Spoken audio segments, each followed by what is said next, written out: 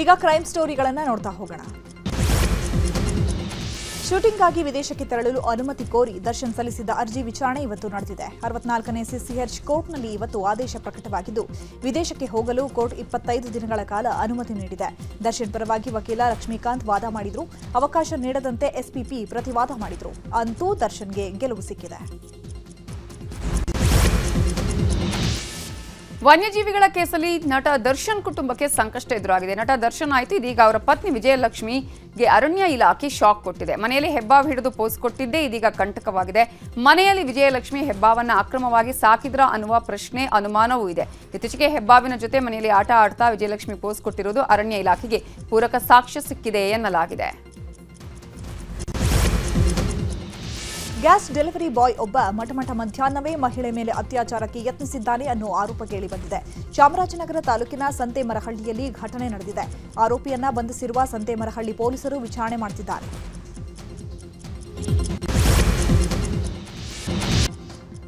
ರಾಷ್ಟ್ರಮಟ್ಟದಲ್ಲಿ ಏನಾಗ್ತಾ ಇದೆ ಅನ್ನೋದನ್ನು ನೋಡೋಣ ದೇಶ ಸುದ್ದಿಯಲ್ಲಿ. ಆಪರೇಷನ್ ಸಿಂಧೂರ್ ಕಾರ್ಯಾಚರಣೆ ವೇಳೆ ಭಾರತೀಯ ಸೇನೆ ಪಾಕ್ನ ವಾಯುನೆಲೆಗಳನ್ನು ಕೆಲವೇ ನಿಮಿಷಗಳಲ್ಲಿ ಧ್ವಂಸಗೊಳಿಸಿದೆ ಅಂತ ಪ್ರಧಾನಿ ಮೋದಿ ಹೇಳಿದ್ದಾರೆ.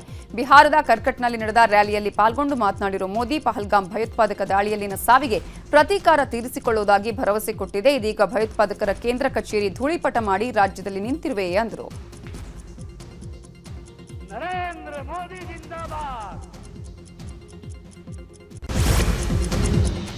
ಪ್ರಧಾನಿ ನರೇಂದ್ರ ಮೋದಿ ಪಾಟ್ನಾ ವಿಮಾನ ನಿಲ್ದಾಣದಲ್ಲಿ ಯುವ ಕ್ರಿಕೆಟರ್ ವೈಭವ್ ಸೂರ್ಯವಂಶಿ ಮತ್ತು ಅವರ ಕುಟುಂಬವನ್ನು ಭೇಟಿಯಾಗಿದ್ದರು.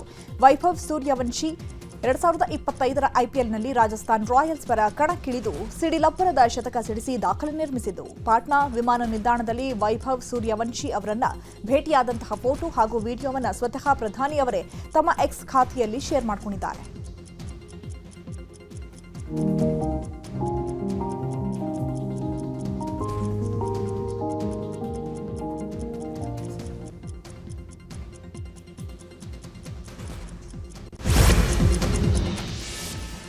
ಕೇಂದ್ರ ಗೃಹ ಸಚಿವಾಲಯ ಆಪರೇಷನ್ ಶೀಲ್ಡ್ ಹೆಸರಲ್ಲಿ ನಾಳೆ 6 ರಾಜ್ಯಗಳಲ್ಲಿ ಅಣಕು ಕವಾಯತು ನಡೆಸುವುದಕ್ಕೆ ಮುಂದಾಗಿದೆ. ಮೇ 29ಕ್ಕೆ ನಿಗದಿಯಾಗಿದ್ದ ಈ ಅಣಕು ಕವಾಯತನ್ನು ವಾರದ ಆರಂಭದಲ್ಲಿ ಆಡಳಿತಾತ್ಮಕ ಕಾರಣಗಳನ್ನು ಉಲ್ಲೇಖಿಸಿ ಮುಂದೂಡಲಾಗಿತ್ತು.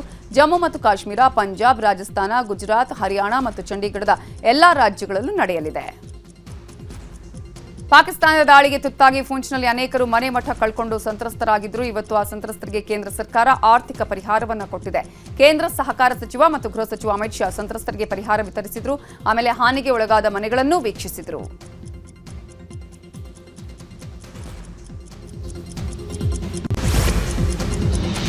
ರಕ್ಷಣಾ ಸಚಿವ ರಾಜನಾಥ್ ಸಿಂಗ್ ಇವತ್ತು ಭಾರತೀಯ ನೌಕಾಪಡೆಯ ವಿಮಾನ ವಾಹಕ ನೌಕೆ ಐಎನ್ಎಸ್ ವಿಕ್ರಾಂತ್ಗೆ ಭೇಟಿ ನೀಡಿದರು. ಮಿಂಗ್ 29ಕೆ ಯುದ್ಧ ವಿಮಾನಗಳನ್ನು ಹೊಂದಿದ್ದ ಐಎನ್ಎಸ್ ವಿಕ್ರಾಂತ್ ಈ ತಿಂಗಳ ಆರಂಭದಲ್ಲಿ ಆಪರೇಷನ್ ಸಿಂಧೂರ್ನಲ್ಲಿ ಪ್ರಮುಖ ಪಾತ್ರ ವಹಿಸಿತ್ತು. ಈ ಕುರಿತು ಮಾತನಾಡಿದ ರಾಜನಾಥ್ ಸಿಂಗ್, ಅಲ್ಪಾವಧಿಯಲ್ಲಿಯೇ ಪಾಕ್ ವಾಯುನೆಲೆಗಳನ್ನು ಧ್ವಂಸ ಮಾಡಿದ್ದೇವೆ ಎಂದರು.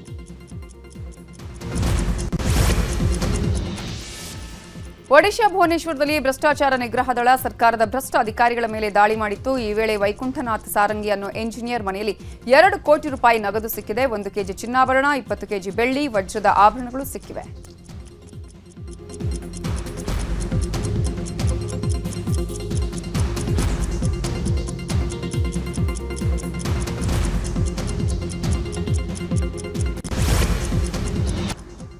ಈಗ ವಿದೇಶ ಸುದ್ದಿಗಳನ್ನು ನೋಡ್ತಾ ಹೋಗೋಣ. ಭಾರತದ ಜೊತೆಗಿನ ಇತ್ತೀಚಿನ ಸಂಘರ್ಷದಲ್ಲಿ ಪಾಕಿಸ್ತಾನ ಬಳಸಿದ ಚೀನಾ ನಿರ್ಮಿತ ಶಸ್ತ್ರಾಸ್ತ್ರಗಳ ಕಾರ್ಯಕ್ಷಮತೆಯ ಬಗ್ಗೆ ಪ್ರತಿಕ್ರಿಯಿಸಲು ಚೀನಾ ಸೇನೆ ನಿರಾಕರಿಸಿದೆ. ಚೀನಾ ರಕ್ಷಣಾ ಸಚಿವಾಲಯ ವಕ್ತಾರ ಕರ್ನಲ್ ಜಾಂಗ್ ಶಿಯೋಗಾಂಗ್ ಮಾತನಾಡಿ, ಭಾರತವು ಸ್ಫೋಟಗೊಳ್ಳದ PL-15E ಕ್ಷಿಪಣಿಯನ್ನ ವಶಪಡಿಸಿಕೊಂಡ ವರದಿಗಳನ್ನು ತಳ್ಳಿಹಾಕಿದ್ದು, ಇದು ಚೀನಾ ತಯಾರಿಕೆಯ ಅತ್ಯುನ್ನತ ರಾಕೆಟ್ ಆಗಿದೆ ಅಂತ ಹೇಳಿದ್ದಾರೆ. ಸ್ವಿಟ್ಜರ್ಲೆಂಡ್ನ ಆಲ್ಪ್ನಲ್ಲಿರುವ ಬಿರ್ಚ್ ಗ್ಲೇಸಿಯರ್ನಲ್ಲಿ ಭಾರೀ ಮಣ್ಣು ಕುಸಿತ ಆಗಿದೆ. ಮಣ್ಣು ಕುಸಿತದಿಂದ ಅಲ್ಪೈನ್ ಎಂಬ ಹಳ್ಳಿ ಸಂಪೂರ್ಣವಾಗಿ ನಾಶವಾಗಿದೆ. ಭೂಕುಸಿತವಾಗುವ ದೃಶ್ಯಗಳು ಮೊಬೈಲ್ನಲ್ಲಿ ಸೆರೆಯಾಗಿದೆ.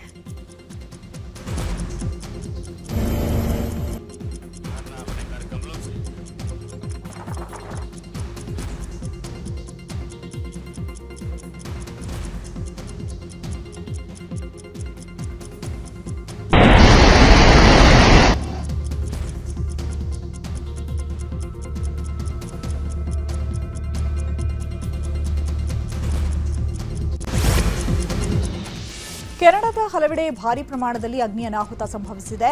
ಮ್ಯಾನಿಟೋಬಾ ಪ್ರದೇಶದಲ್ಲಿ ಕಾಡ್ಗಿಚ್ಚಿನಿಂದಾಗಿ ಅಪಾರ ಪ್ರಮಾಣದಲ್ಲಿ ಹಾನಿಯಾಗಿದೆ. ಇನ್ನು ಮ್ಯಾನಿಟೋಬಾ ಪ್ರದೇಶದಲ್ಲಿರುವವರ ಸ್ಥಳಾಂತರ ಕಾರ್ಯ ಮಾಡಲಾಗ್ತಾ ಇದೆ. ಕಾಡ್ಗಿಚ್ಚಿನ ಮಧ್ಯೆ ಇರುವ ಪ್ರದೇಶದಲ್ಲಿ ಸುಮಾರು 17,000ಕ್ಕೂ ಅಧಿಕ ಜನರು ಸಿಲುಕಿರುವಂತಹ ಶಂಕೆ ವ್ಯಕ್ತವಾಗಿದ್ದು ಅವರನ್ನು ಸುರಕ್ಷಿತ ಸ್ಥಳಕ್ಕೆ ಸ್ಥಳಾಂತರಿಸುವ ಕೆಲಸ ಮಾಡಲಾಗ್ತಾ ಇದೆ. ಮುಂಜಾಗ್ರತಾ ಕ್ರಮವಾಗಿ ಮ್ಯಾನಿಟೋಬಾ ಪ್ರದೇಶದಲ್ಲಿ ಎಮರ್ಜೆನ್ಸಿ ಘೋಷಣೆ ಮಾಡಲಾಗಿದೆ.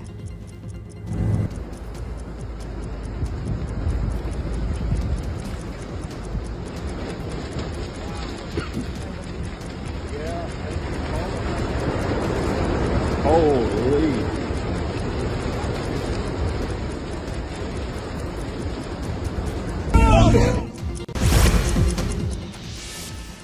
ಇಸ್ರೇಲ್ ಹಾಗೂ ಪ್ಯಾಲೆಸ್ತೈನ್ ಮಧ್ಯೆ ನಡೀತಾ ಇರುವ ಸಂಘರ್ಷವನ್ನು ತಡೆಯೋದಕ್ಕೆ ಫ್ರಾನ್ಸ್ ಬದ್ಧವಾಗಿದೆ ಅಂತ ಫ್ರೆಂಚ್ ಅಧ್ಯಕ್ಷ ಇಮ್ಯಾನ್ಯುಯಲ್ ಮ್ಯಾಕ್ರಾನ್ ಹೇಳಿದ್ದಾರೆ.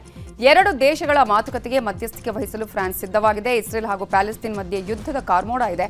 ಇನ್ನು ಗಾಜಾಗೆ ನಾವು ಸಹಾಯ ಮಾಡೋದಕ್ಕೆ ಮುಂದಾದರೆ ಇಸ್ರೇಲ್ ನಮ್ಮ ಮೇಲೆ ನಿರ್ಬಂಧ ಹೇರುವ ಆತಂಕ ಇದೆ ಅಂತ ಇಮ್ಯಾನ್ಯುಯಲ್ ಆತಂಕ ವ್ಯಕ್ತಪಡಿಸಿದ್ದಾರೆ.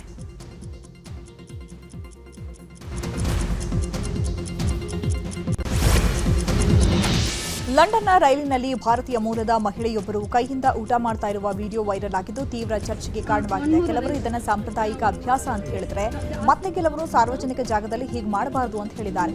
ಆಕೆ ತನ್ನ ಊಟವನ್ನ ಎಂಜಾಯ್ ಮಾಡ್ತಿದ್ದಾರೆ. ತನ್ನ ಪಾಡಿಗೆ ಇರೋದನ್ನ ಬಿಟ್ಬಿಡಿ ಅಂತ ಹೇಳಿ ನೆಟ್ಟಿಗರು ಹೇಳ್ಕೊಂಡಿದ್ದಾರೆ.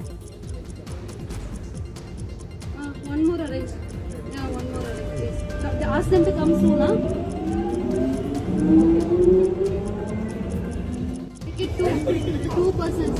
2 പേര് ഐഡി പ്രൂഫ് എടുത്തില്ല.